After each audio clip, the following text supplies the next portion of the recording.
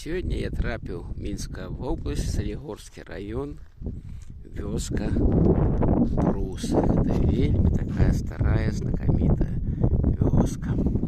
Все выглядае дастаткова файна. Прыгожыя домікі, агароды, агарожы, цяпліцы, все, што трэба для беларуса. Зямелька і бульба. Яшчэ трэба, каб урадзіла жыта беларусу, вельмі прыгожа, но сапраўдны такі цудакрай. Але калі паглядзець крышку далей, мы там бачым гору нейкай там апрацоўкі, гэты, відаць, шукаюць соль каменную, і гэтыя адвалы. І там, калі паглядзець, процьма, проста процьма. І людзі тут жывуць побач.